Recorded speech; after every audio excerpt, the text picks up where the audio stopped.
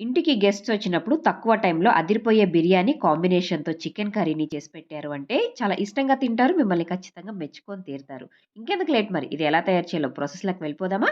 ముందుగా మనము దీంట్లోకి ఎక్కువ గ్రేవీతో బిర్యానీలోకి చాలా టేస్టీగా ఉండే సింపుల్‌గా చేసుకునే గ్రేవీ కర్రీని ఎలా తయారు చేయాలో చూద్దాము.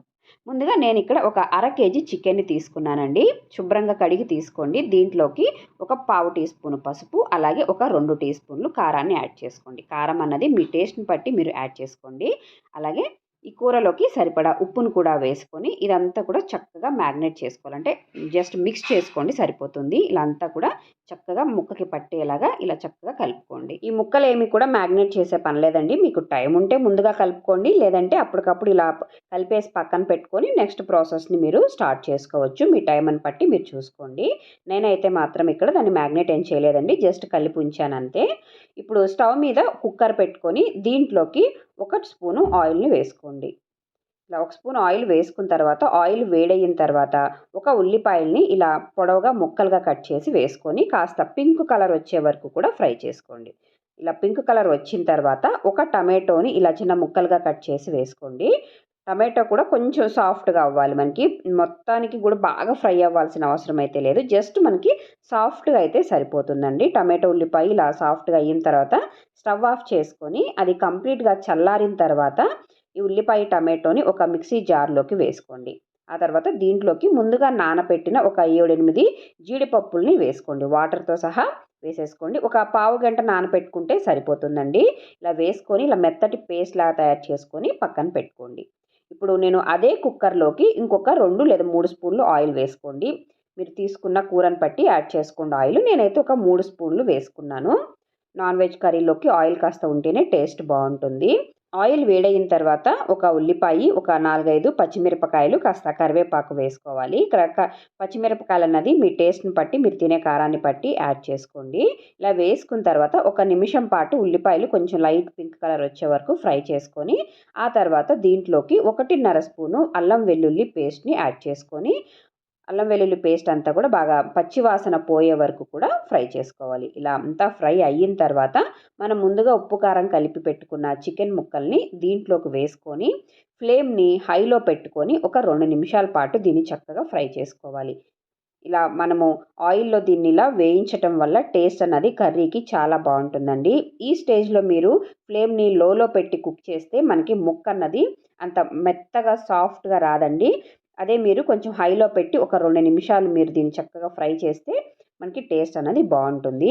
అలా 2 నిమిషాలు మనం దీన్ని ఫ్రై చేసిన తర్వాత మనం ముందుగా చేసి పెట్టుకున్న ఉల్లిపాయి, టమాటో, కాజు పేస్ట్ ఉంది గదా! ఆ పేస్ట్‌ని కూడా దీంట్లోకి వేసేసుకొని ఫ్లేమ్‌ని లోలో పెట్టుకొని తిప్పుకోవాలండి.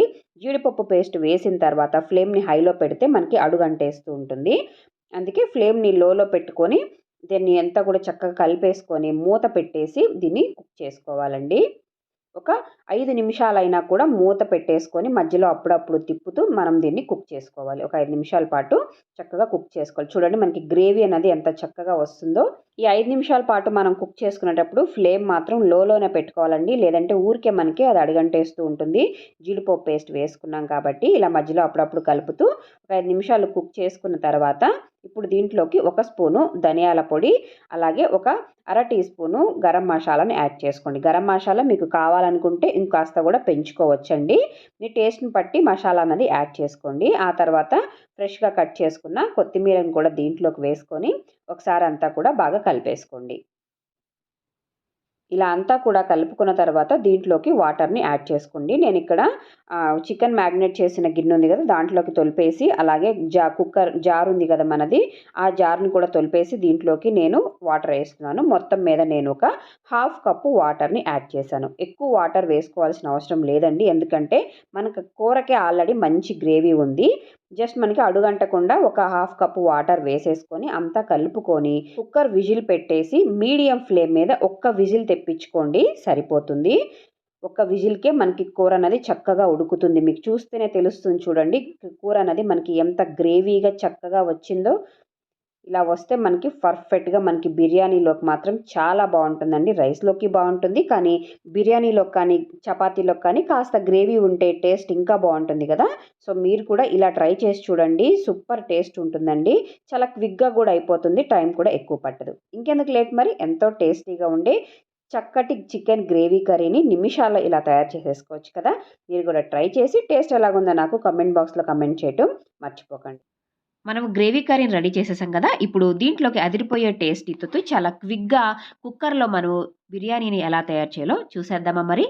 ముందుగా మనం కుక్కర్‌లో చేద్దాం అనుకున్నాం కాబట్టి స్టవ్ మీద ఒక కుక్కర్ పెట్టుకొని దీంట్లోకి ఒక 2 స్పూన్లు ఆయిల్ వేసుకోండి. అలాగే ఒక స్పూను నెయ్యిని కూడా యాడ్ చేసుకోండి. ఒకవేళ మీ దగ్గర నెయ్యి లేకపోతే మొత్తం ఆయిల్‌తో అయినా చేసుకోవచ్చు. లేదంటే ఆయిల్ వేయటం ఇష్టం లేకపోతే మొత్తం నెయ్యితో అయినా చేసుకోవచ్చు. నెయ్యి కొంచెం ఆయిల్ అలాగే నెయ్యి వేడయిన తర్వాత దీంట్లోకి బిర్యానీ మసాలాలన్నీ కూడా వేసుకోండి. మీ దగ్గర ఏముంటాయో అవన్నీ వేసుకోండి. ఇలా బిర్యానీ మసాలా వేసుకున్న తర్వాత అవి కాస్త వేయించుకున్న తర్వాత ఇప్పుడు దీంట్లోకి వెజిటబుల్స్‌ని యాడ్ చేస్తున్నాను. నేనిక్కడ ఉల్లిపాయి, టమాటో, క్యారెటు, బంగాళదుంప అలాగే కారానికి సరిపడా ఒక 3 లేదా 4 పచ్చిమిరపకాయలను వేసుకొని ఫ్లేమ్‌ని మీడియం టు లోలో పెట్టుకొని ఇలా చక్కగా వేయించుకోవాలి. హై ఫ్లేమ్‌లో కాకుండా లోలో వేయించుకున్నారనుకోండి ఇవి చక్కగా వేగుతాయి. ఇలా ముక్క కొంచెం ఒక 2 నిమిషాలు వేయించుకున్న తర్వాత పచ్చివి జీడిపప్పు అలాగే కొంచెం ఫ్రెష్‌గా కట్ చేసుకున్న కొత్తిమీర, కరివేపాకు, అలాగే పుదీనాని దీంట్లోకి వేసుకొని ఇలా ఫ్రై చేసుకోండి. కొత్తిమీర, పుదీనా తర్వాత కాకుండా ఇలా ఆయిల్‌లో ముక్కలు ఫ్రై చేసేటప్పుడు వేసుకుంటే ఆయిల్‌లో అవి గూడా వేగి మనకి బిర్యానీకి మంచి ఫ్లేవర్ ఇస్తాయండి. ఇలా ముక్కలు ఒక 2 నిమిషాలు వేయించుకున్న తర్వాత ఇప్పుడు దీంట్లోకి అల్లం వెల్లుల్లి పేస్ట్ వేసుకోండి. అలాగే ఒక 2, 3 స్పూన్ల వరకు పచ్చి బఠానీలు కూడా వేసుకొని అల్లం వెల్లుల్లి పేస్ట్ అంతా కూడా పచ్చి వాసన పోయే వరకు లో ఫ్లేమ్‌లో పెట్టుకొని వేయించుకోండి. ఫ్లేమ్ ఎక్కువ పెడితే అల్లం వెల్లుల్లి పేస్ట్ అడుగంటేస్తూ ఉంటుంది. అల్లం వెల్లుల్లి పేస్ట్‌ని ముందుగా వేసేసారంటే మనకి అడుగంటేస్తూ ఉంటుంది కాబట్టి నేను కొంచెం ముక్కలు వేగిన తర్వాత ఇక్కడ పేస్ట్ వేసుకొని పచ్చి వాసన పోయే వరకు వేయించుకున్న తర్వాత ఇప్పుడు నేను దీంట్లోకి కొబ్బరి పాలని యాడ్ చేస్తున్నాను. మీ దగ్గర కొబ్బరి పాలు లేకపోతే నార్మల్ వాటర్‌తో అయినా చేసుకోవచ్చండి. నేనిక్కడ ఒక గ్లాసు బియ్యాన్ని తీసుకున్నాను. దానికోసము 2 గ్లాసులు నేనిక్కడ కొబ్బరి పాలను యాడ్ చేసుకున్నాను. కొబ్బరి పాలు లేకపోతే నార్మల్ వాటర్‌తో అయినా కూడా చేసుకోవచ్చు. ఇలా కొబ్బరి పాలు వేసుకున్న తర్వాత దీంట్లోకి సరిపడా ఉప్పును వేసుకొని ఇలా ఒక పొంగు రానివ్వండి. చూడండి ఇలా పొంగు వచ్చిన తర్వాత ఇప్పుడు దీంట్లోకి ఒక అర టీ స్పూను గరం మసాలాని యాడ్ చేసుకోండి. కొబ్బరి పాలతో చేస్తున్నాం కాబట్టి నేను కమ్మగా ఉంటుందని చెప్పేసి స్పైసెస్ అనేది తక్కువ వేశానండి గరం మసాలా. మీరు నార్మల్ వాటర్‌తో చేస్తున్న వాళ్ళు ఇంకొంచెం వేసుకోవచ్చు. ఇలా గరం మసాలా వేసుకొని ఒకసారి కలిపేసుకొని ముందుగా నానపెట్టిన బాస్మతి రైస్ నేను ఒక 15 నిమిషాల వరకు నానపెట్టానండి బాస్మతి రైస్‌ని. ఇలా ఈ బాస్మతి రైస్‌ని దీంట్లోకి వేసుకొని లైట్‌గా కలుపుకోండి. మరి ఎక్కువగా కలిపేసారనుకోండి రైస్ అనేది విరిగిపోతుంది. ఇలా ఒకసారి కలుపుకొని మనకిక్కడ నీరు ఇగురుతుంది అన్న టైంలో ఇలా ప్రెషర్ కుక్కర్ మూత పెట్టేసి మీడియం ఫ్లేమ్‌లో ఒక్క విజిల్ తెప్పించుకోండి చాలు. చూడండి ఒక్క విజిల్ తెప్పించుకొని ప్రెషర్ అంతా పోయిన తర్వాత ఒక 10 నిమిషాల తర్వాత ఓపెన్ చేశారు అంటే చక్కగా మనకి పొడి పొడిలాడుతూ వస్తుంది. విజిల్ ప్రెషర్ అన్నది వచ్చిన వెంటనే కాకుండా ఒక 10 నిమిషాలు వదిలి మనం తీసామంటే బిర్యానీ అన్నది పొడి పొడిలాడుతూ చక్కగా వస్తుందండి. చాలా బావుంటుంది ఈ బిర్యానీ అన్నది. మనం స్టవ్ దగ్గర గంటలు గంటలు నుంచొని చేసే పని లేకుండా చాలా ఈజీగా మనకి రెడీ అయిపోతుంది. చూసారు కదా! మీరు గూడా ట్రై చేసేసి టేస్ట్ ఎలాగుందో నాకు కామెంట్ బాక్స్‌లో కామెంట్ చేయటం మర్చిపోకండి. దానికన్నా ముందు మీలో ఎవరైనా ఛానల్‌ని ఫస్ట్ టైమ్ చూస్తున్నట్లయితే సబ్స్క్రైబ్ చేసుకోండి. మరొక కొత్త రెసిపీతో మళ్ళీ కలుద్దాం. అంతవరకు సెలవు. Take care. బాయ్.